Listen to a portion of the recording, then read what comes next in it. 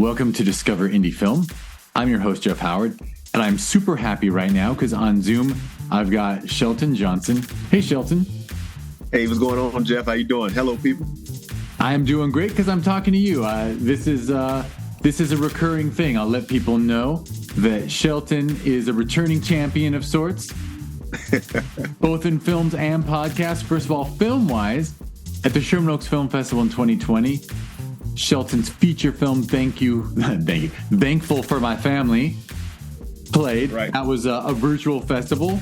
And of course, you're located in Virginia and I'm in Los Angeles. So Maryland now. Yeah. So we zoomed back then. And then a year later, you came back to Sherman Oaks Film Festival with a great, hilarious short film called The Legend of Walkin, Willie.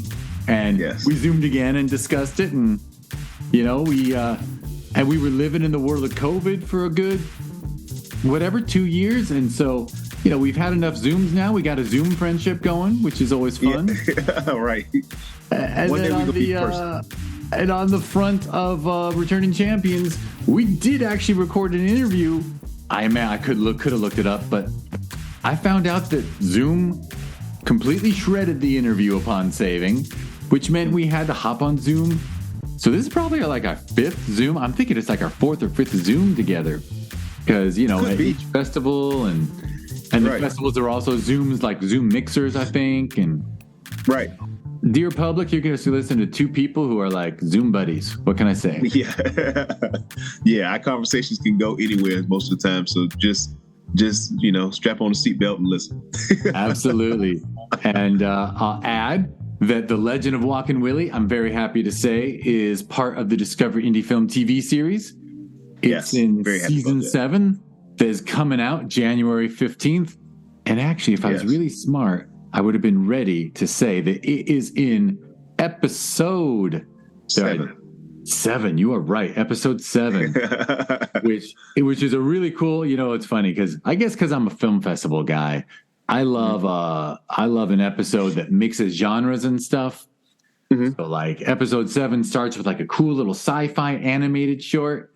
And then we got your hilarious comedy followed by like kind of a trippy yet true film about, this is funny that I'm mentioning it, but in the 50s, I think 1950s, the CIA would actually kidnap drunk businessmen in bars in San Francisco and then take them to a lab, give them LSD while they're unconscious, and then wake them up and see how it would work to use LSD against Russian spies.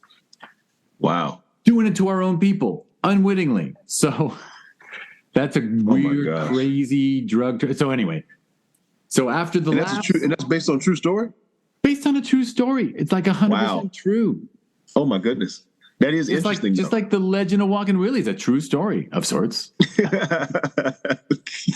Truly hilarious. Right. But that's the most common question I get when people watch it. Yeah. And remind me, and my memory sucks. Is there somewhere where people can watch Thankful for My Family right now? Yes. You can watch it on a few platforms now. On Amazon. It's on Amazon. It's also on Tubi. It's also on Flix West. And some other channels too, but those are the main ones that people watch it on. Tubi is free. And Amazon, everybody's familiar with. Those are the main ones. Flix West is kind of some people are familiar with that one too. That's free on Flix West too, but it's usually Tubi or Amazon when people tell me they watched it. For sure, yeah, those are pretty big names. And I'll add for everybody, there's a cool website called justwatch.com. And if you go to justwatch.com and type in any movie name, it tells you all the services you can watch it on. So, oh, nice. Oh, so I bet there's a Thankful for My Family Just Watch page, because it's funny. Another filmmaker told me about it, and I was like, "Oh, geez, that's convenient." Very convenient. Oop. Of course, I'd have to type Thankful for My Family correctly. I'm so full of typos. I shouldn't even be doing this, but I want to make sure it's on there. Well. Okay, I'll go back to the podcast. I'm being silly. So, watch Shelton's stuff. Watch his stuff, man. Watch Thankful for My Family. Very fun film. Watch Legend of Walkin Willie as part of the Sherman Oaks, as part of Discover Indie Film TV series on Amazon Prime. Just go to Prime Video, type in Discover Indie Film. It'll autocomplete for you. Jump into season 7 and have a good time. So yes. In the meantime, now we'll get back to brass tacks because the Discover Indie Film podcast is a chance to really get to know filmmakers and where they come from. And I know you've got a very cool history of, various artistic and other interests. So you want to say how you got started on it all? Well, that's a long-winded answer. It is. I give you the tough one.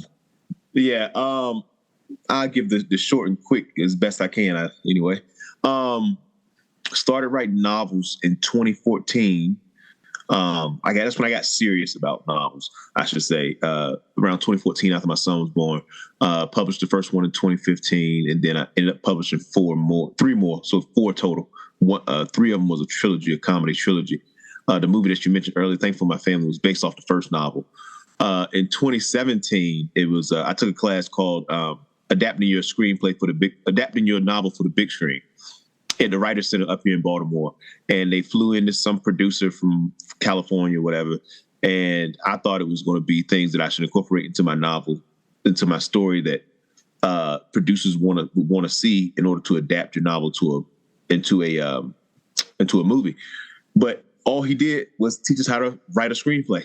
That was the entire class was about: how to write a screenplay, how to protect your work, all these things, yada about screenwriting.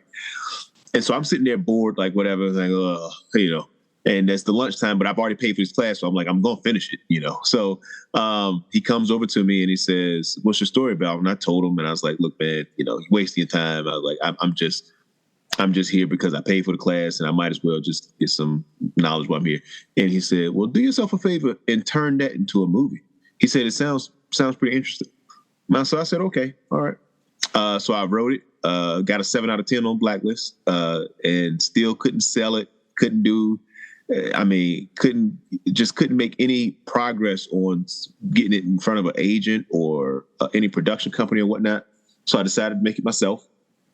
And I really, really, really enjoy writing. But it wasn't until I got on set to make Thankful for My Family that I realized I enjoyed directing. Now, granted, I didn't have a clue what I was doing on Thankful for My Family. I was just like, I'm gonna make a movie. I didn't know what a short film was. I didn't know what a film festival was. I didn't know anything. I didn't know how I was going to distribute it. Nothing. I knew absolutely nothing. All I knew is that I wrote a script and I wanted to make it into a movie.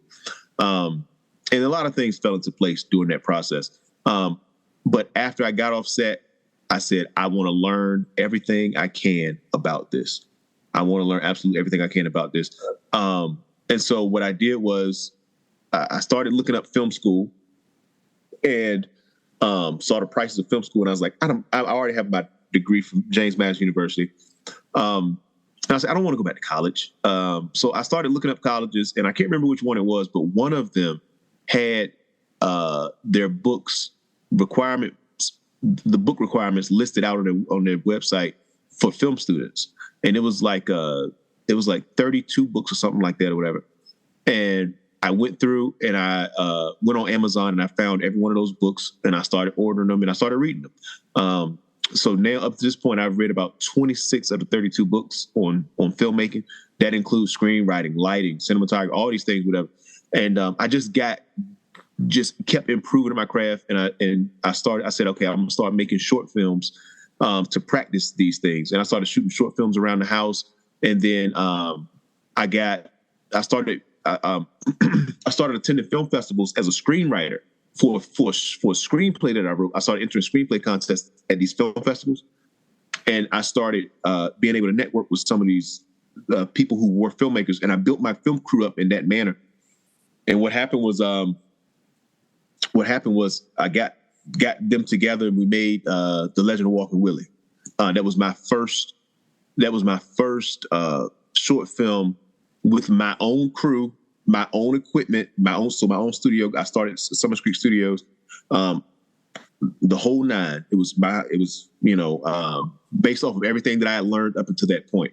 And so that was Legend of Walkin' Willie will always be a project that's close to my heart, because even though Thankful for My Family was my first one, and that was my baby, the Legend of Walkin' Willie was my first fully independent one, where I was on set and I knew what was going on. I knew what I was doing.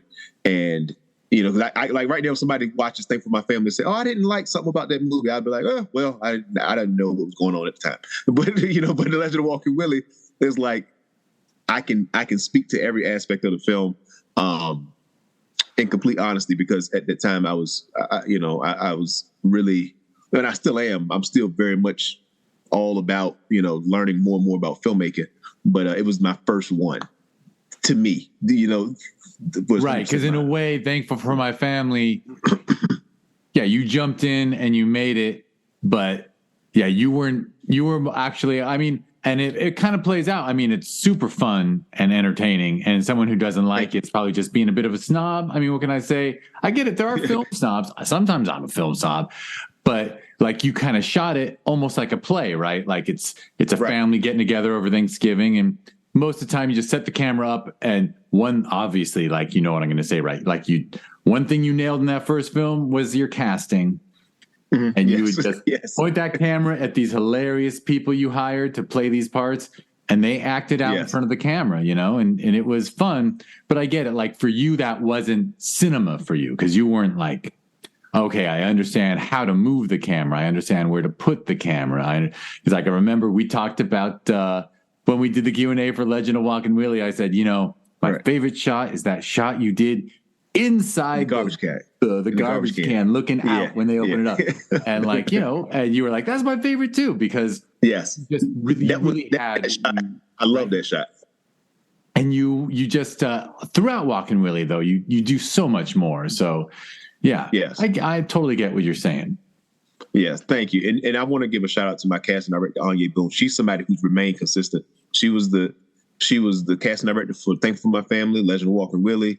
And I just got off the phone with her today, funny enough, talking about my future project, the next one I'm working on. And we were talking about some of the struggles with that we're going to probably end up facing once we start casting for it. So if any actors are watching, just calm down. We're not starting casting yet. So, are you? I guess you got to be careful sometimes. Casting, I get like 18 calls from actors. You said something about you were casting. So. Well, and your writing is so natural too that I think you tend to have a lot of characters in your stuff. I don't know. 2 for 2, pretty big cast. Yes.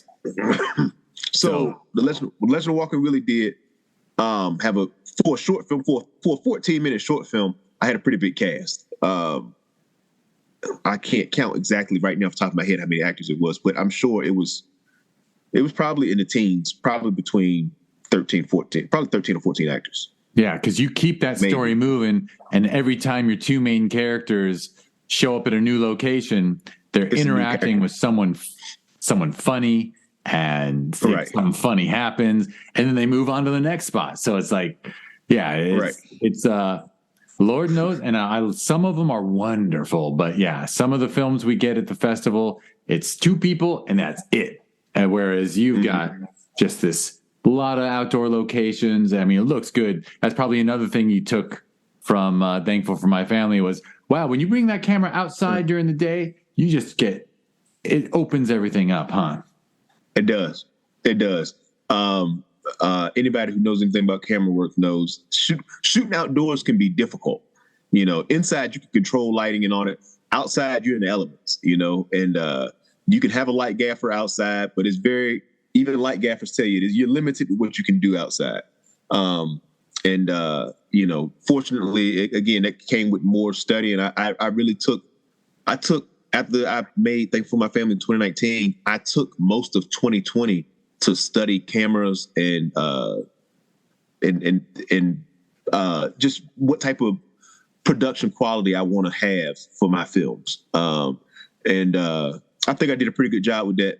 And I bought a lot of stuff. Used, to be honest.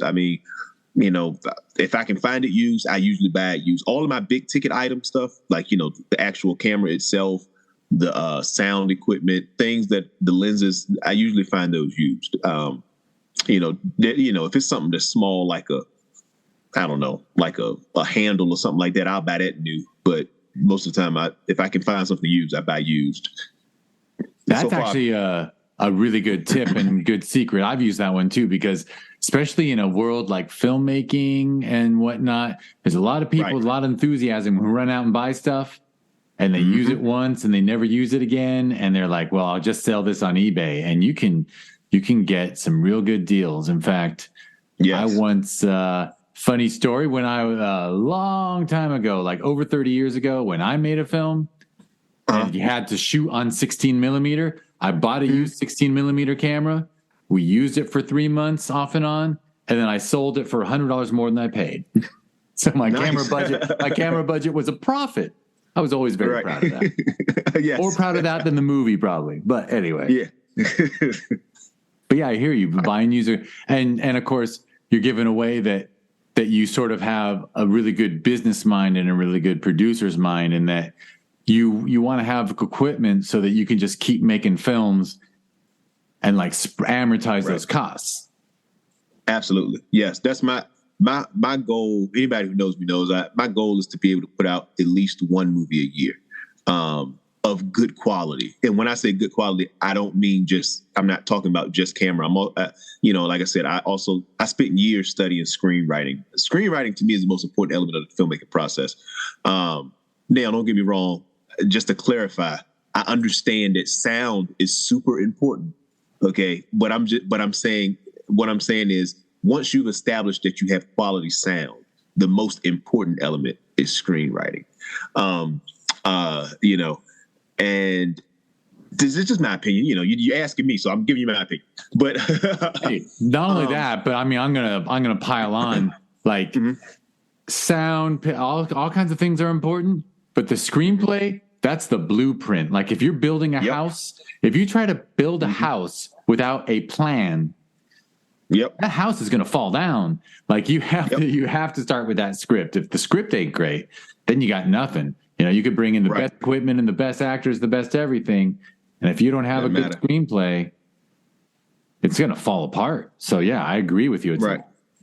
And it is true what you said about sound, because that's all the advantages of shooting outside are sometimes lost if you can't get good sound outside. Yep. That's right. And that's why I tend to, when it comes to mainstream films, I noticed, I went back one time and actually looked at it. Most of the films that I like are all shot by writer-directors, people who wrote the script and directed it.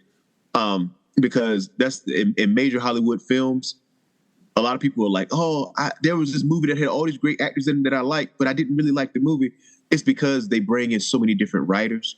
And by the time they get to the finished script, it's not even a good story anymore, because every writer wants to put their print on it, put their footprint on it so that they can get their royalties. I mean, I understand. I get it. It's a business, but the story suffers because of it.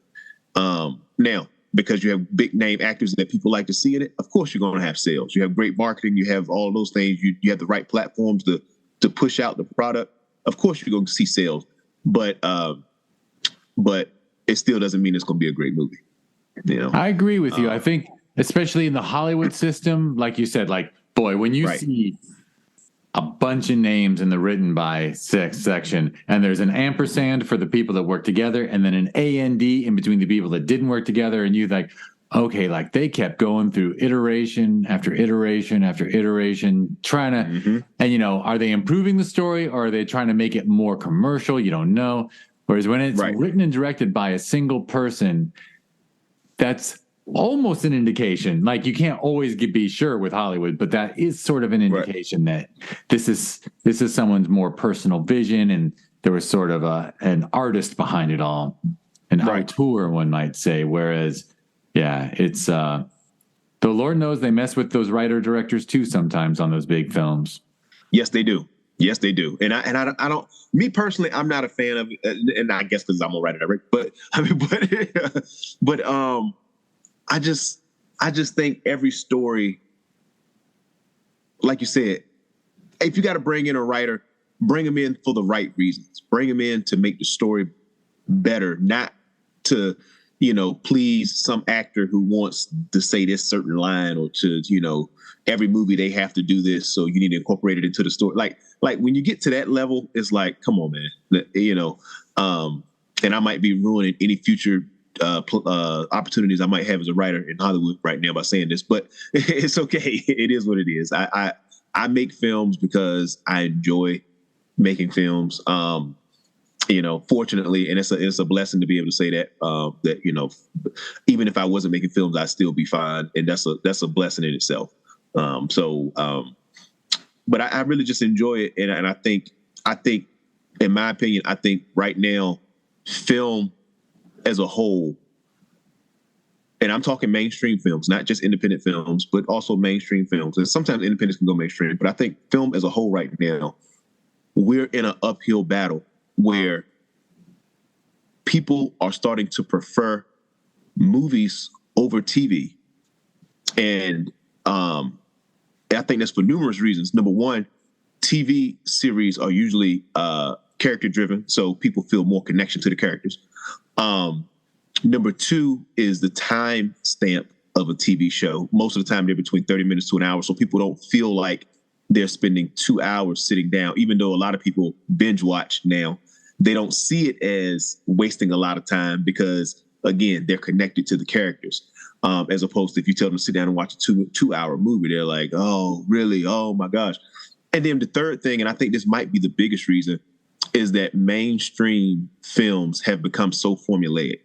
And because of that, people now are watching movies they watch movies with the mindset of, I bet you I can guess what's going to happen. I bet you I can guess what's going to happen.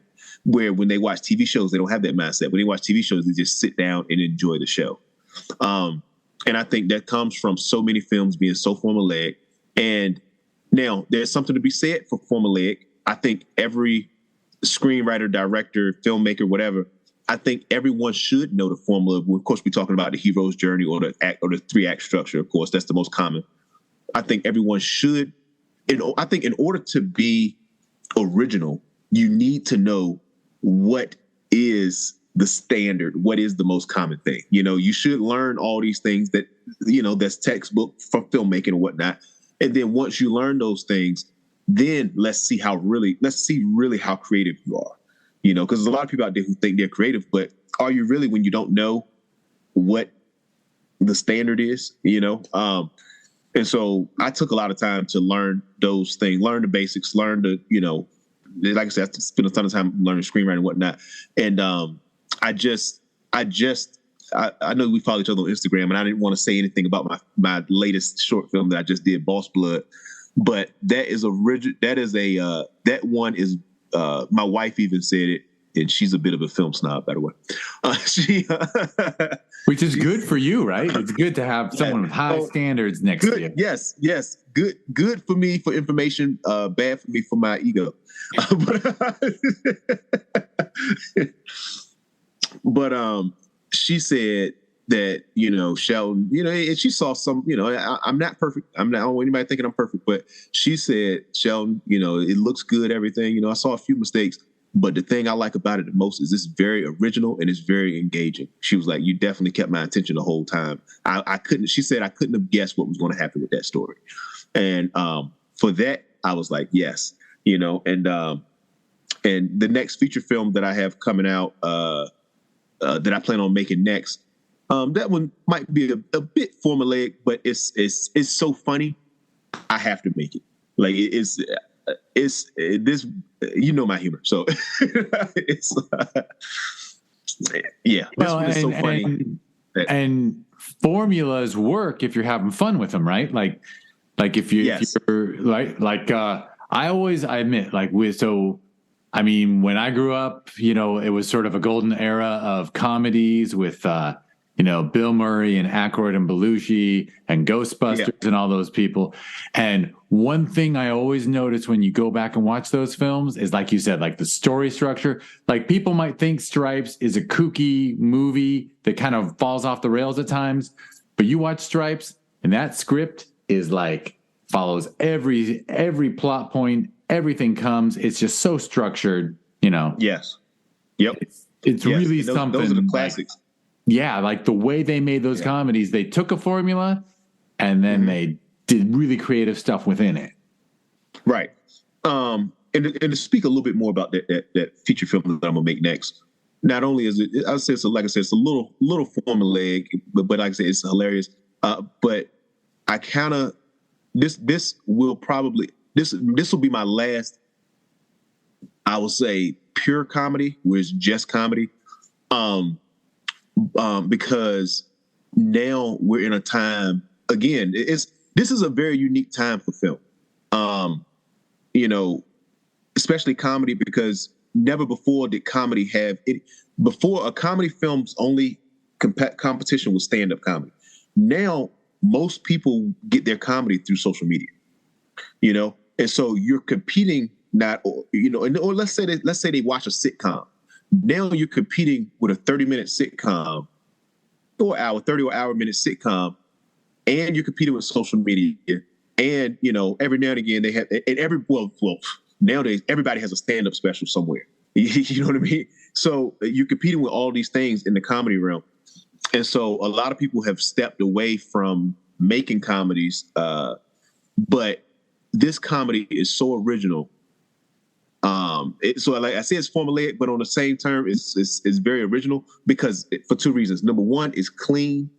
Number two, all the jokes in it are timeless. None of them are like, oh, you had to be living in 2022 to understand it. No, people 50 years from now will understand these jokes.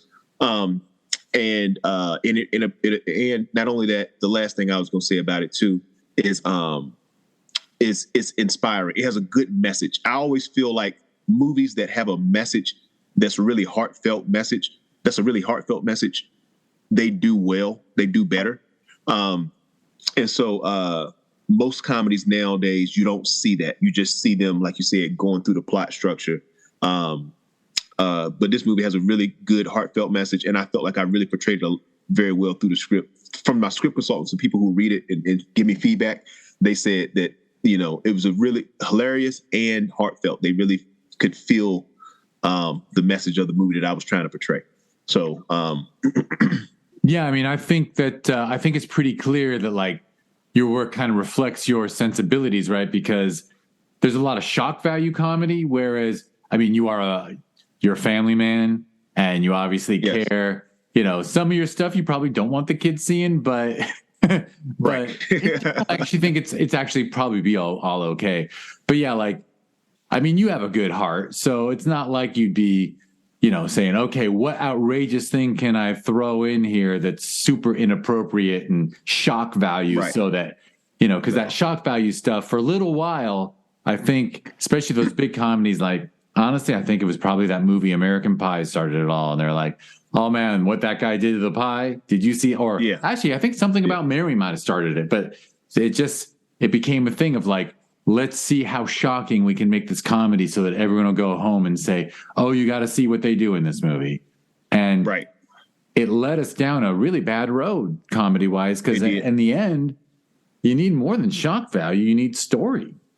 Right. You need story for sure. And shocking doesn't equate to laughs. As somebody who writes comedy,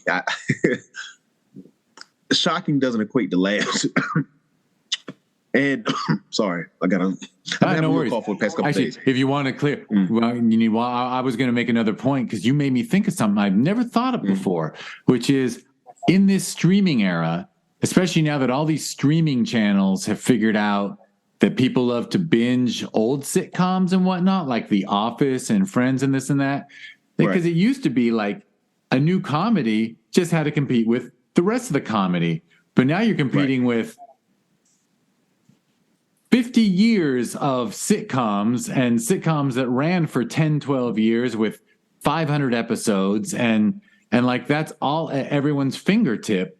And you're asking them, should I watch this HBO comedy again, or should I watch Friends again, or another show, or should I watch something I haven't seen before? And a lot of times people are going to be like, I'll just revisit that thing I know I love. And that was never the case back in the day. Comedy always had to be new. Right. And I mean, well, we didn't have that access. We didn't have that option. It was what's coming on TV. And, you had to be in front of the TV at that time or you were going to miss the show, and now you have, people, at first it started with DVR. Now it's like you said, it's streaming and you can just click a button and watch whenever you want to. And so I think it puts more necessary pressure on the filmmaker or showrunner or whatever you're making, on the creator, I'll say, to make something good. Camera equipment now is cheaper.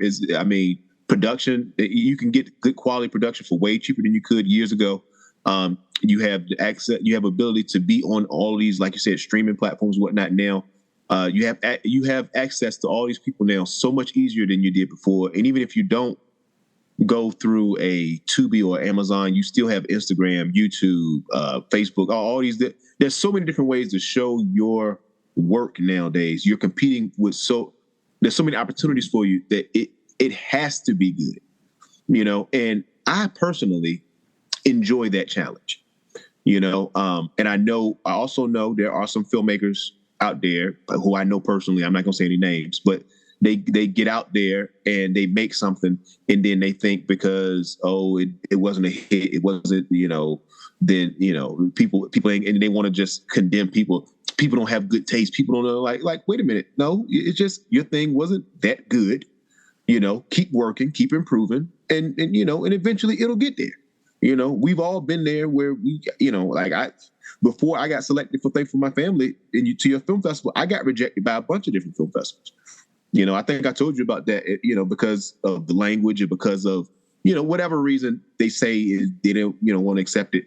But the bottom line is, and the simple fact is, it wasn't good enough. And I said, okay, all right, I'm going to keep working. I'm going to keep working.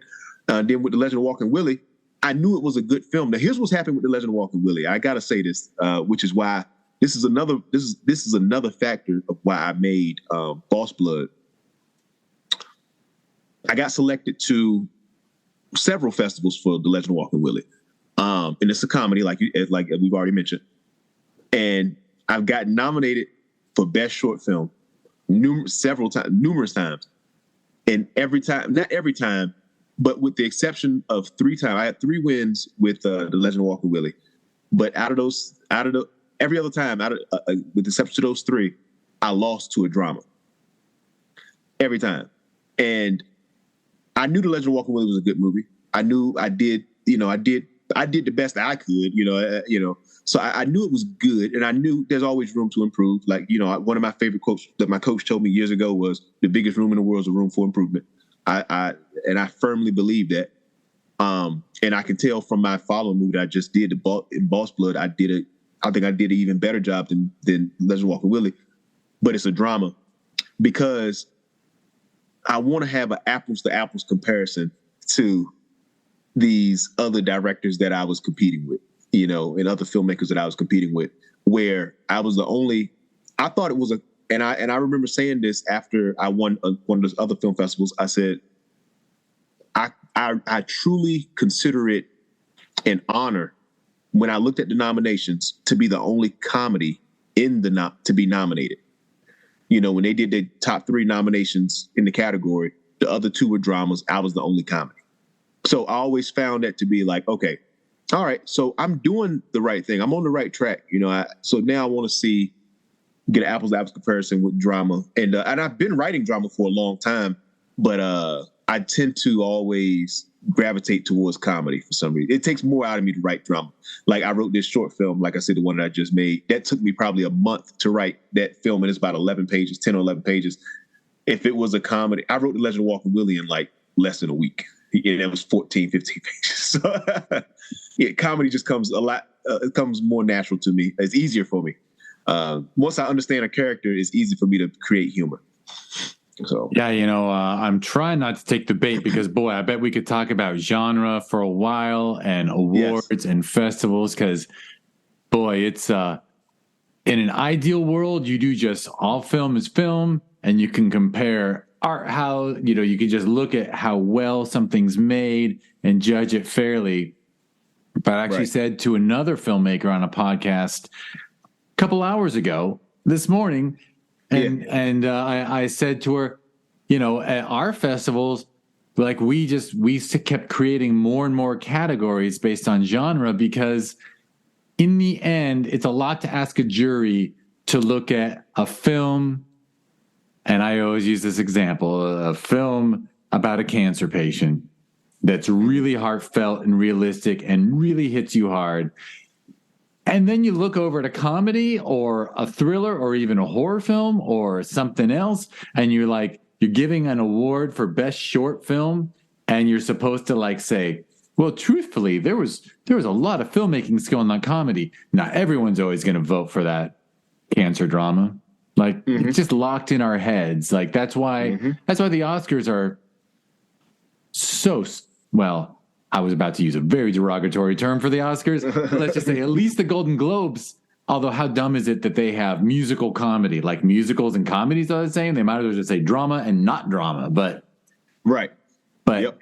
And seriously, in ignoring horror as a genre, there are some beautifully made horror films in this world. Oh, yeah. And they have no hope of ever getting, a nomination for an award. And sometimes they're much better made than the dramas that are those 9 Best Picture nominees. Right. Mm-hmm. Yeah, genre creates a big challenge when it comes to awards. Deep down. It does. And yet the idealist in me does want to just say, we don't have to use labels, but we got to use labels. Otherwise the non-dramatic stuff just gets ignored. Yeah, absolutely. Yep. And so a couple of the awards I won for Legend of Walkin' Willie was for best comedy. I had one award for best short. I won one competition, one for best short.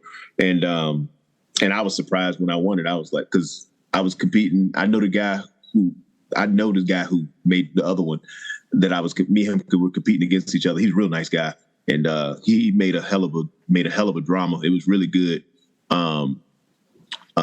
And the judges thought The Legend of Walkin' Willie was better, so I was like, yes. I was like, thank you, yes. I was like, so that was one win in the best short category, but the other ones were all best comedy.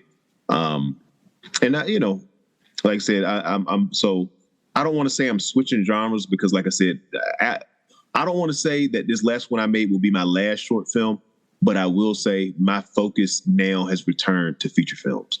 I'll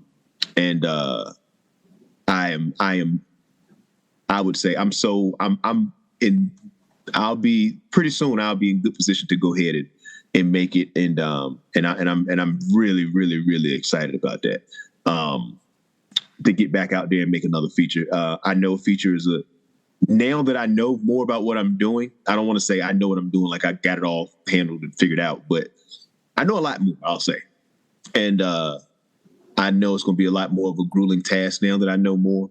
And, but I mean, I'm like I said, I like the challenge of it. I'm an old football player. Was a national champion back in college, but I played defense, and they used to have a saying on defense where it said, that's the beauty. Sorry. No worries. You could play 99 out of 100 plays perfect and still lose the game 7-0. On defense, you had to be perfect. Like they say on offense, you can play 3 bad snaps and then, you can punt the ball or you don't do good. On defense, you play 3 bad snaps, you're still out there. So, I like the challenge of perfectionism. Will you ever achieve perfection? No, it won't happen. But I like pushing myself to see how close I can get to it. And fortunately, I have a crew around me who enjoys the same. They want the best. We all are very, very driven people and also fun people. So I don't want people to think like we're just on set like that's the opposite. We crack jokes so much on set that when a lot of times we work with a lot of the same actors sometimes, but whenever we get a new actor on set, they're surprised by how much we clown each other. So we have a lot of fun. Certainly, I mean, you are drawn to funny personalities and the actors who you bring back the actors who are in both Thankful for My Family and Legend of Walkin' Willie, I mean, those are some really funny people. In fact, I'm tempted to ask, like, I mean, aren't you? Are you think? I would imagine a comedy series that utilizes Marquette, Ian, and Boogie Bynum, like the three biggest. Your three leads of sorts, although I guess Boogie he has a cameo in that one, but it's so funny. But like the on-screen chemistry is something that, like you were saying when you were talking about people like coming back and seeing the same characters over and over. Like I wonder if you are tempted to like start writing a recurring sort of show. I have 2 shows in mind that I would love to have them star in. The problem is we all live in different states. Ian lives in Georgia, Mark's in North Carolina, and Boogie is in Virginia. And like I say, I'm in Maryland. I know they will travel. I know they will travel in a heartbeat to come film. They, like I said, we all cut from the same cloth. But I need to. Right now, I'm focused on the feature film. I told them once I make the feature film, and once I'm able to do this, hopefully one day full time, then I'll probably. And another thing too, I would like to do is I would love to just have a studio. It doesn't have to be big. It could be. I could just find a rental spot somewhere and build out a studio. But where we can just go to one location and film, and I'm talking for the TV show now. I'm not talking about for the movie, but like for the TV. If I pull the trigger on the TV show, I would like to have that type of setup because doing a lot of traveling, if they're going to be coming out of town, is the basically what I'm saying is the logistics of it. I would like to. I'm still trying to figure that out, which is kind of why it pushes me back to the feature film. Yeah, for sure. I was going to ask you, and by the way, I mean, you gave your bio much quicker this time because I remember last time I got your life story a lot more complete, which is fine. When you re-record something because of a technical problem. But yeah, I recall us talking about how you grew up in, playing highly competitive sports and being a national champion in football and how that awareness of the need of a team, right? Because talk about a team sport. I mean, you are absolutely relying upon the performance of others and the people who win. I'll always remember Magic Johnson talking about the fact that like the reason he averaged that many assists is he learned as a kid, I cared more about winning. And if I try to score every time, my team's going to lose. But if I pass more than half the time and set other people up for easy baskets, I'm going to win. And I just care about winning, and I care about making my teammates better. Like that's what directing is, right? It's making your teammates better. That's right. Yep. So with this last film I did, Boss Blood, my son was the co-director. My 8-year-old son, he's getting into it, watching me and learning how to direct and whatnot. So it was fun having him on set, and he actually co-directed. He gave some direction and some instruction too. But I told him before he got on set, I said, I want you to, take away any thought you have of a director being somebody who's like in charge and doing all these things. Don't get me wrong. Yeah, the director is in charge on set. I said, but I explained to him that as a director, the main thing you are is a servant. People are coming to you with questions and you need to provide answers and or products or services or whatever they may need to accomplish their task. And that comes from crew and actors. I was like, so that's why, I stressed to him that he, read the script multiple times. He did. He got a good understanding of the story. He asked me questions so that he could have a good understanding of the story and of the characters. And he made some good instructions on set when necessary. He spoke up and it was great having him on set. It just, I remember one time just looking over like, man, this is pretty cool. Like, so hopefully we can do it again someday. we'll see. We'll see. I told him, I was like, next time you have to make the movie, you have to be the one to write it, and you have to be the one to. And so then he was like, "Oh," but I was like, "You can do it," So did that experience, teaching him about directing, did it actually wake up some thoughts in your mind too about how, like, the stuff you need to work on too, like, right? Because often teaching something to someone lifts your level. Absolutely. Yes. So one thing I didn't do after Thankful for My Family, that I did for The Legend of Walkin' Willie and that I did for Boss Blood, is when I get off of set, like probably once everybody goes home and I upload the footage on the computer or whatever, and, I call every cast member and I call every crew member, at least the ones that had speaking lines, I should say.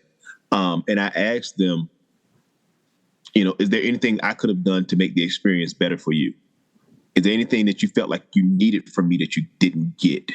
And I make sure I remind them, you're fine in my eyes. I don't need, like you're good. I'm not saying I'm not going to recast you if you tell me something bad. I just want to know for my own improvement as a director, and I got some good feedback both times from crew and cast members on things that I could do to improve. And I took the things from Legend of Walkin' Willie and I incorporated them on Boss Blood. And now after making Boss Blood, the next one that I make, I'll incorporate those things.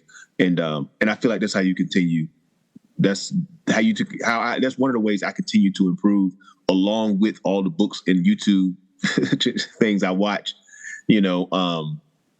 where I don't really watch as much YouTube as I used to, because a lot of that stuff sometimes get a little repetitive. But the books, for sure, I still read because it's some great knowledge. There's some good stuff out there in the books. So for sure. And it also, it sounds like, listening to you, that you also make a point of, when you attend film festivals, of watching other stuff and learning from that.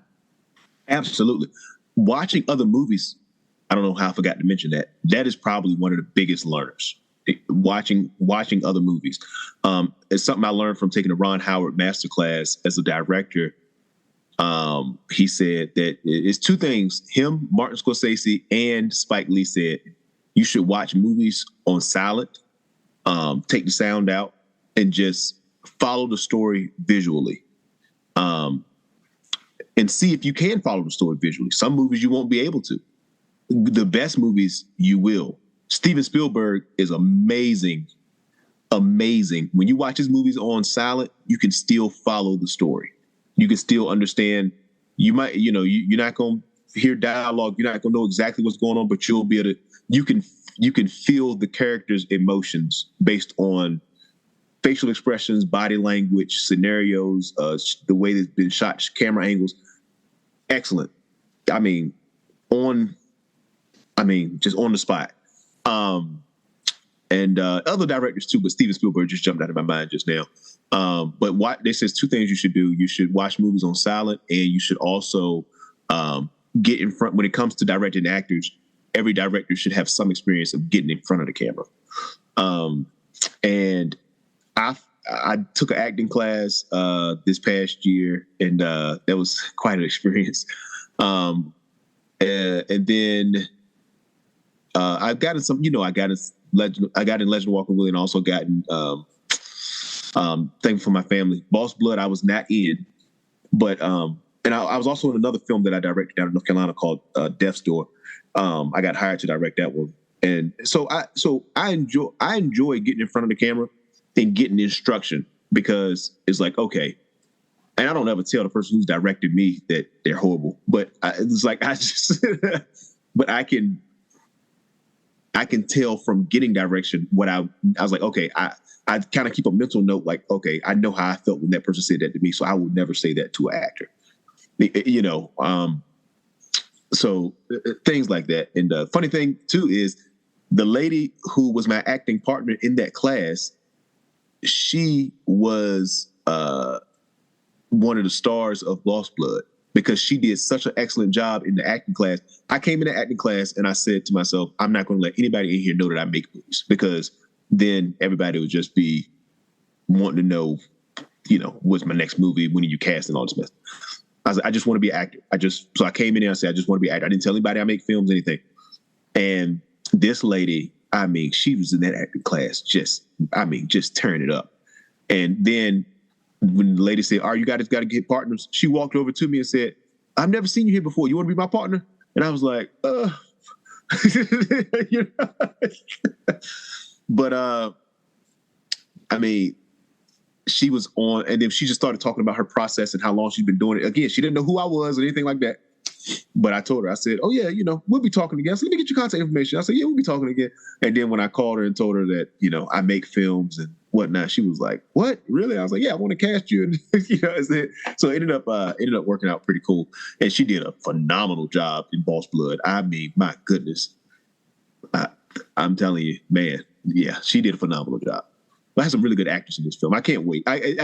Casting is always, has always been a strong suit. And it seems like it just keeps getting better and better. And I'm always truly like when you're on set, they call actors talent, the talent, whatever. And, but it really is a talent to be an actor. It really is. I think that name is very fitting. Because after you've seen a good actor perform live, where the script and you're on the set and whatnot, and you see them perform live, you can't go back to watching a bad actor. It's like, oh gosh, like come on, man. And then when you see a good actor in the scene with a bad actor, it really shows. It's like, whoo, like night and day. Anyway, I'm just rambling there, but I hope I answered your question. I don't even know if I had a, but it's, and everything you're saying totally rings true. Funny thing about your cameos is I'm also a little aware that when you do a cameo in one of your films, at least those comedies, you got to show off the humor. Like you take it as a chance. Like I'm going to be as funny as possible in my little moment on screen. Yes. And I imagine your other actors are like, man, he's showing me up a little. Yes. Yeah. Oh yeah. It gets competitive with the jokes for sure. I always say if I'm gonna be in something, I want it to be funny. Please don't ever put me in anything where I have to be serious. And if I do have to be serious, it better be short because I tend to smile. So, but yeah, I try to make my little cameos funny and short and funny. Yeah, for sure. And that totally makes sense. And I mean, jumping back to the watching films without sound. Yeah, I mean that's huge. I'm glad. Obviously, I mean, it's something that's been said for a long time, but yeah, it is a visual medium, and you. Yes. It's so important to just tell the story with images, and Lord knows, I think one of the worst experiences when you're watching a film is when you hear dialogue and you're like, oh, they just want me to know that. Like they're just it's exposition and dialogue, and like if you can't show me, if you've got to tell me, then you're not accomplishing filmmaking. Right. Exactly. Very true. Very true. I couldn't say it any better. That was spot on. You're right. Mm-hmm. Yeah. I mean, you just watch stuff forever and you learn this stuff. The only time when it's all right, it's the old fashioned sitcom, which is almost dead, but the old fashioned sitcom that was 3 cameras, edit people sitting on a set and then just throwing dialogue back and forth. That was when words was everything. But other than that, especially a film, when you're in a theater, and of course, like you said, like almost everything is watched on streaming now. So like everyone's standards are changed. Everyone expects cinema quality acting and filmmaking in every TV show, every series. It's really when you watch something from, well, I guess, wow, the 80s were 40 years ago. But wow. But when you watch something from 40 years ago, you realize, wow, the standards were really low on American television. Like there used to be that divide, right, between there were TV actors and movie actors, and you could never cross the line without ruining your career. And now it's like totally blurred. Yep. Sure is. I just saw a guy who was in a few movies in a car commercial not too long ago, and I was like, wow, like you said, back in the 80s, 90s, you would have never seen somebody who's been in movies in a commercial, but it's just, it's how it is, and I, like I said, we're in a very unique time, but I also would say, I think this is a great time because the best movie, because the amazing part about all of this, with all of these new platforms, all this, whatever, word of mouth is still the best way to market. You right now, the best movies, people still talk about them. Did you see that movie? Did you see this movie? Oh my gosh, you have to see this. It's so good. It's so good. They're still, now granted, there's thousands of movies you can stream. There's probably 100 movies in theaters now and all this, but people still talk about the ones that are the best, and I think that's that we're in such a unique time for that. And I think this is a great time to be in because of everything that we have access to. If you get to that realm of being the best, then you truly made something spectacular, and I just think, I don't know, that excites me. That gets me excited, to just take on that challenge of getting there, it just, I think it's a great time. I think it's a great time. And no time before in history, could you have such a competitive path? Yeah, no time in like you said, with equipment and stuff, no time in history could you make a film independently that had the same quality standards as the big stuff. But I can tell you, like, I've seen films where they said, like, okay, we use the red camera for everything except that scene we had to use somebody's iPhone. And you can't actually tell the difference if they do a good job in post, if they do a good job, they put the right lens on that little iPhone and whatnot. Like, it's impressive. Like this is, I think the technological revolutions that we've experienced has democratized it. It's also the technological revolution of the way films are delivered to people has also created new challenges. But yeah. But yeah, I mean, your work, the really cool thing is your work, you can get your work out there. Yes, absolutely. Yes, you can. What, 10, 15 years ago, if a short played the festival circuit, there's nowhere for it to go after that. Right. Now short films have a new life. And from what I'm hearing from some of my filmmaking buddies is that there are more and more streaming platforms now that want short films, because if feature films in the mainstream are going to stay formulaic, which seems to be on par, people are saying, if I'm going to watch a film, I want it to be short. I want to see a good story in a short amount of time. So it takes away that excuse of, I don't have 2 hours. I don't have enough time to watch a movie. Now you can say, well, how about this one? Now you have enough time to watch this one, and I think that's a great thing. But I also think that mainstream Hollywood should reevaluate. And I understand, my business mind is clicking too, where it's like, I understand if you're a producer, you want to fund a movie where it's been proven already that it can have success. It checks a lot of the boxes that have had success before. And so you're like, okay, all right, this is what I want to invest my movie in. It's hard to take a chance on a movie that's not like anything else that you've ever seen before, and invest all that money into making it, into marketing it, and all these things. That takes big courage. It takes big risk. But I just feel like mainstream is ruining itself by doing so, because there's a lot of independent films out here now that when you look at these streaming platforms, and now you're giving people the option to choose a mainstream film or independent film.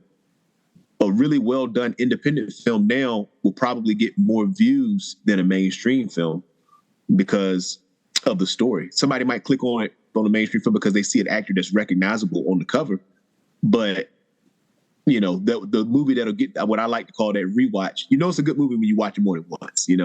The movie that'll get that rewatch will be that independent film because it has a story that's more engaging. Once you've seen Will Smith or Denzel or Tom Hanks on the screen for one movie and it's not engaging, then it's like, okay, all right, I seen him in that movie, great, cool, whatever. But if you watch a story with a no-name actor, but it's a great story, very well done, you're going to probably go back and watch it a second time. And going back to what I was saying earlier, you're going to call your friends and tell them about it. You're like, have you seen, it's a movie on Amazon, it's a movie on whatever, Tubi, where, this happened, it's so good, you should watch it, watch it and tell me what you think about it. And that's, for independent filmmaker, that's everything. That's everything, Yeah, and so, hopefully the audience is really dedicated to it that way and spreads the word on great things, because that would be just right. That'd be huge. Because like you're saying, heck, if my job was to take $100 million and make a movie and know that the studio was also going to spend $100 million marketing that movie, would I take a risk? Would I say, well, I happen to believe really strongly that there should, no, I just might want to keep my job and make another Paul Blart movie. Right. Yep. Because that's pretty safe, and that's why, it breaks my heart. But yeah, hopefully, like they said, a lot of stuff now gets recognized. Right. Smaller stuff. Absolutely. Yeah. So it's been, of course, we're still recovering from the COVID thing too, where no one could go to the movies at all. Right. Yes. I know here in Maryland, I feel like we have 3 movie theaters here where I live in Southern Maryland, and all of them I've been watching. I've been driving fast, and I've been going to the movies here and there whenever something new comes, whenever something new comes out, I go check it out. The movie theaters here have been doing pretty well. People have been going and getting back into the theaters and going to see the new movies, and that puts a smile on my face. I'm happy to see that. I don't care all the stuff that I said about mainstream film and whatnot. I still love the fact that people want to see good movies. They do a great job with marketing, like you said, the trailers and the posters and whatnot. So I'm glad that people still are giving movies a chance. I just feel like Hollywood, you don't want to run out of your chances. You don't want to run out of your chances.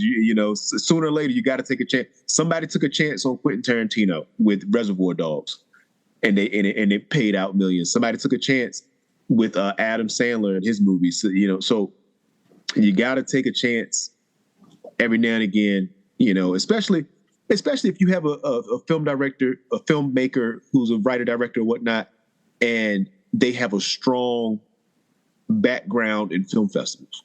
If you have a film that's a little different, but you look at the guy who wrote it and who's trying to make it, and you see that he's won a bunch of different film festivals, and he's for films that have, and you look at his previous works that have won film festivals and they seem to be commercial and not, because we all know the art house films are good, but when you're talking mainstream, people, you need to go commercial. You have to make it more commercialized. I think you should give those people, give them a chance, and maybe not even give them a big budget. Give them a small budget. That's what they did with Quentin Tarantino. His first movie was $5 million. For major studios, that's nothing. But for an independent filmmaker, $5 million is the world. You just open up the whole world to them if you give them $5 million to make a film.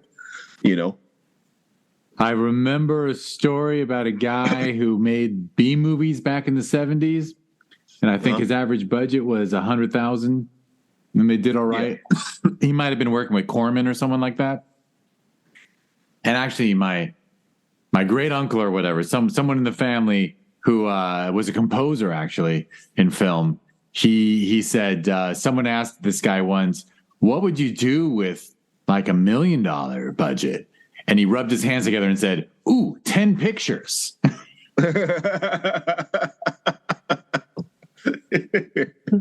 It's kind of funny. Because, can you imagine Wow, I can't imagine. We've had so many wonderful films come through the film festivals that are feature length and just wonderfully done. And then the person sits down and says, well, hopefully they don't say it during the Q&A, because I really don't care for people asking people what their budget was. But sometimes it's under $10,000, because they just, everything was a favor or done at home or done, someone has a family farm that they can use as a location. Right. And it's huge. It's huge just to make. We had a horror film that was these identical twin brothers. Their grandparents still own a farm, I think in northern Georgia. And so they just wrote a script that they knew they could shoot there. And, it's it upped the production value like crazy and didn't cost them a dime. Yeah. Yeah. People just got to be creative. You got to be creative. One thing I always love to say is that when the budget is low, the creativity has to be high if you're going to make a good film. Don't get me wrong. You have a big budget, you're going to still need some creativity, but having a big budget, you can do a whole lot more to make up for not having creativity. Well, and it feels like, I don't mean to be closed-minded, but it feels like a lot of big budget films are uncreative because the money forces safety. Yes. And that just is a bummer for someone who loves cinema, because most great cinema, the stuff you named, whether it was Tarantino or the Scorseses, even Steven Spielberg, who I'm not always a big fan of, but he's always challenging himself to do something he hasn't done before, and right. Yep. That's a lot of people don't do that. I know they don't. I'm kind of going real bird's eye view here, but for me, I'm like, what are we here for? What are we put on this earth for? Are we here to just work a 9 to 5, raise our family, pay bills and die? You know what I mean? But, I feel like you have to handle your business. We have business as men, we have to handle our business, but you also have to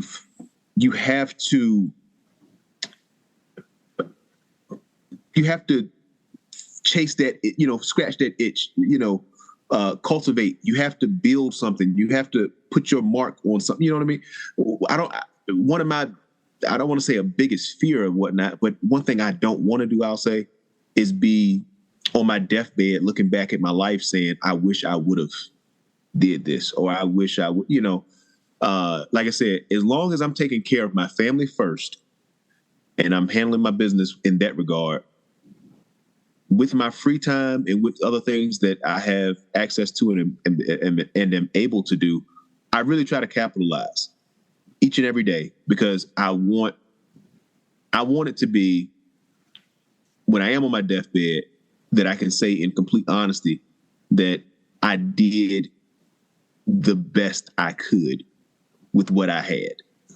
I don't ever want to not do my best. Now that is a fear of mine, not doing my best, because then when you don't do your best, you always wonder what could have been. And being a former football player, there's been times when I've taken plays off in a game, and the funny thing is, out of all the tackles I made, all the things I've done on football fields and whatnot, and all these other sports that I did too, I was an undefeated wrestler and all this mess, all this stuff I did, the things that I remember the most are the times that I didn't do my best. The times that I said, I'm going to take this play off. I'm not going to go as hard as I could. I'm going to catch my breath right now. I think I'm going to go to the sideline and get some water real quick, let my backup get in here. All those times, those are the things I remember. When I run into old teammates, they're like, oh man, I remember you hit that dude. He fell out. I remember when you did this. And I don't remember any of that. I really don't. The things I remember are the plays that I missed, the things that when I didn't do my best. And so I know firsthand that feeling of regret And so when it comes to my life as a grown man now who's free to make his own decisions in any regard, I always try to remember that. Do your best in whatever it is that you're going to do. And it's to simplify it, as my grandfather would say, if you're going to do something, do it right.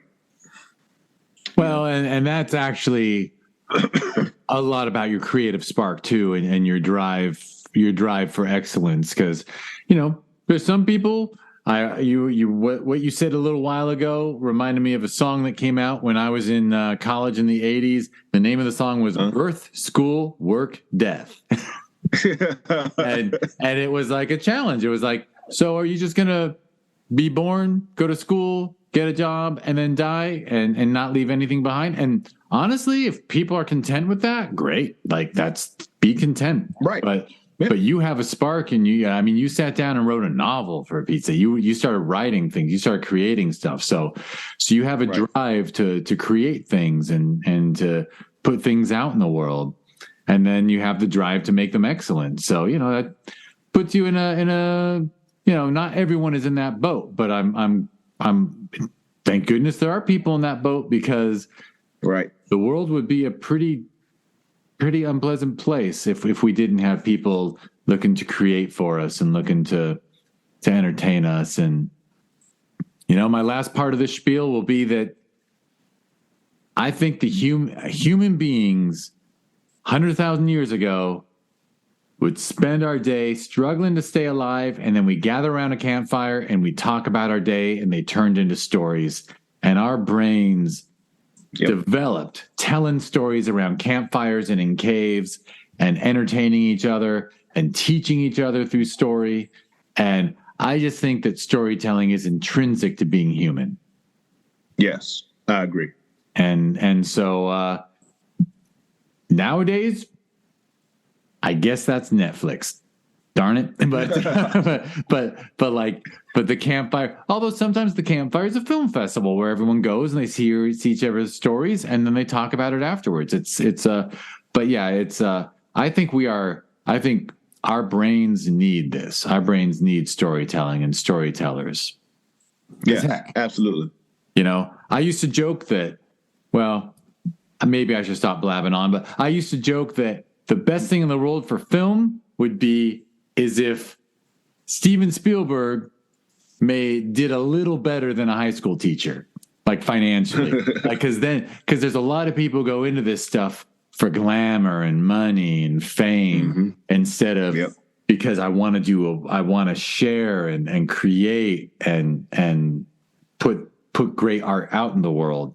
There's obviously living in LA, I'm well aware of the people who, you meet people here and they say, I'm a filmmaker. Oh, really? What's that about for you? And some of them go, well, I just want to make a really great film that's like, will be #1 in the box office.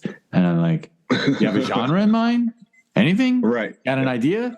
Your idea is success? Like, I even knew a guy once who said to me at a bar, he was like, I just want to get set up with one of those offices on a studio lot, like a production office. And I'm like, for what? Like, at least, you haven't said what? Why do you, but in the end, it was because they're drawn, like moths to that bright light that is fame and fortune. So, but obviously, there's a big draw for that, but hopefully that always falls on its face. It does. Steve Jobs has a quote. Somebody asked him if he said, they asked Steve Jobs, do you have to love what you do in order to be successful at it? He said, yes, because if you don't, you're going to run into so many roadblocks and failures along the way that you're going to give up if you don't love it. And so that's what I find with people like that who give me answers like that. What I find is they either give up or they're more mouth than action, meaning they'll say, oh, well, I tried. People like that, I never use the word try, ever. I actually yelled cut on the last film I did because one of the actors said a line where he said, I'm trying to do, and I said, whoa, wait a minute. Try is not in the script. And he said, I think it is. And so I had the script supervisor go back and read it. And I don't have the lines memorized. I just have the story memorized, But one thing I know is I never use the word try. Either I'm going to do something or I'm working towards something. Never try. It's but essentially what I'm saying is people like that, they'll be more mouth. They'll say, "Oh, I'm trying to do this. I tried to do this," and in their mind, they are satisfied with that. They're satisfied with the fact that, hey, I tried. I put out, I submitted to this thing, or I put my resume out here. I created an account. I tried. I tried. I did. But did you really do, again, going back to what I said, did you do your best? Did you put everything that you have into it? Did you exhaust every avenue, every possibility to get there? And oftentimes the answer is no with people like that, and I don't think either one of two things, either they don't feel like they should have to do that, which they would be wrong, because the people who are in that bright light that they're talking about, some of those people have some amazing stories about how they got there, some incredible stories, things that they had to go through, to get to that bright light. And then the second thing is you have to. I think they don't. So I said they don't realize it, but then they don't. I don't know. I can't remember what I was going to say, but I don't know. I've ran into a lot of. I'll just say this: I ran into a lot of people like that, and oftentimes they either give up or they talk in past tense, like I tried. So. And sure. And that's fine. To me, I just interpret it as you didn't want it bad enough. So absolutely. And now, I'm sorry, but I gotta say this. Oh man, I'm sorry for being so long-winded, but this conversation is good. When I say you didn't want it bad enough, I don't mean sacrificing your morals. That's what I wanted to say. Whatever is your morals, stick to your morals. If you say you don't want to get naked in the movie, if you say you don't want to cuss in the movie, if you say you don't want to, whatever is your thing that you don't want to do, you stick to that. But what I'm talking about is just simply pursuing what it is that you do want to do. Like Matthew McConaughey talked about how he was, he was doing romantic comedies for years, and he wanted to get out of romantic comedies and do dramas, and he turned down I think he said like a $10 million role one time because he just didn't want to do any more. He wanted people to see that he could actually do dramas. And then he got his opportunity, he took on, and I think he said he took on like, cheap, low budget stuff. And but he just wanted to showcase that he could do it. And sometimes that's your only way in, it's a lot of times you start low. And you got to work your way up, and you just gotta. That's goes back to loving it. You gotta. I can tell you right now, I genuinely love the process, all the way from writing through to directing, and then with my last film, I edited it. So, and that was a truly a learning curve. But while editing it, I was like, wow, I like having full control of the creative decisions of the film. So it was. You gotta love what you do. You got to love what you do. And if you don't love it, then you will get weeded out in the process. It's just how it goes. Absolutely. It's got to be more than lip service. Your actions should show that you love it. You shouldn't even have to say that you love it. People should be able to tell from watching you and your actions. And like the Bible says, the fruits of your labor. Yeah. Absolutely. All right. Well, hey, I think you have to love it to do it. It's a good place to let it sit. So, yeah. As far as websites and stuff, well, your social media is at Shelton R. Johnson, and yes. I can absolutely confirm that if someone went to justwatch.com and type in "Thankful for My Family," you do get a page that says "Thankful for My Family," a Thanksgiving comedy, and it shows Amazon and Tubi. Doesn't show that other one, so that they aren't hooked up with this website, but it shows two, which is very cool. Yes. I've never seen the a Thanksgiving. What did it say? A Thanksgiving comedy. Yes, that movie was started because of that purpose. It was Thanksgiving, and I was like, there's no movies the only movie I watch during Thanksgiving time is Grumpy Old Men, and so I said, you know what, there needs to be a movie people can watch around Thanksgiving time. And I think so. And people I made it. Keep doing it because people love. I think Thanksgiving might be my favorite holiday, actually. As I get older, it's becoming my favorite. As I get older, Thanksgiving is truly becoming my favorite holiday. It really is. Because it's about being together, and you don't have to worry about gifts. You don't have to worry about this, and there's not a bunch of pressure. In fact, now there's pressure to like focus on Thanksgiving and don't go running around shopping right away. Right. But yeah, it's a lovely holiday. It is. Of course, amusingly, I was just going to joke. Of course, the most important thing in filmmaking is will it play in China? So don't make a Thanksgiving movie if you want it to play in China. But then again, I'm just joking because I think China only takes less than 10 films from America every year anyway. So. Oh, wow. I didn't know that. Something like that. Yeah. So, but anyhow, I'm going to wrap it up. You want to know my websites? Oh, yeah. Name it. So like you said, Instagram, Shelton R. Johnson, Facebook, even though I'm not up there that much, Shelton Johnson on Facebook. But then I just started a YouTube channel where I'm bringing the common sense approach to filmmaking and teaching about all the subjects for filmmaking that you can imagine from my own perspective and experience. And it's directed by Shelton. Directed by SRJ. On YouTube. I just started the first of this month, December 1st. So you can subscribe to my YouTube channel.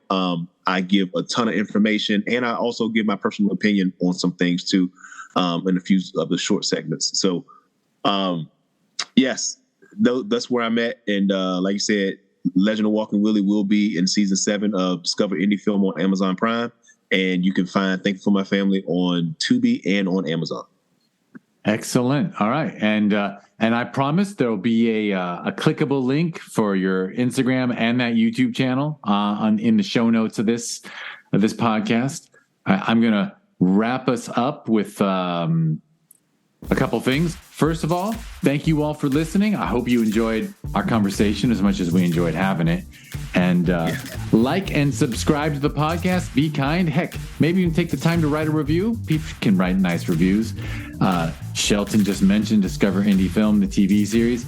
I know the funny thing about it is, I believe if you watch it on a smart TV, most smart TV apps don't let you review it. So you actually have to be extra kind and watch the show and then go onto your computer or phone, maybe phone, and go into the Amazon app and bring it up, and there you can give it 5 stars and write a nice review. Because what can I say? Reviews actually can help quite a bit.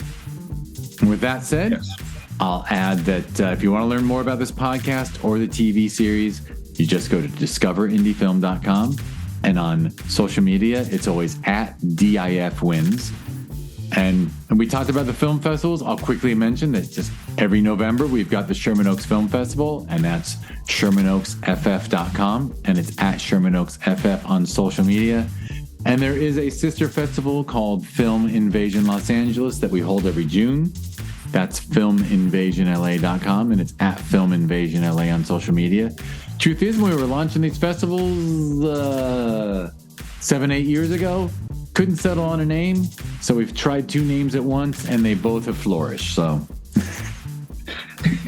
it doubled my workload, but at least I moved one to November and one to June, so I kind of have a little time to recover in between and do stuff like this. So Shelton, thank you so much. Thank you for having me. I really enjoy. Jeff, I always enjoy talking to you, so I don't need me to keep repeating. It's always fun. It's always fun. It is. It's always fun. But my only regret, it's not a huge regret. I don't live. I'm pretty bad about regret. Actually, I need to work on it. But I let you talk about your thing. I love your thoughts about film. But we didn't get as much about you this time. But that's just how it goes, because that's how it goes. It's fine. They can follow me. They can subscribe to my YouTube channel and follow me on Instagram and learn everything they want about me. Absolutely. All right. Thank you, Shelton. And thank you, everybody, for listening.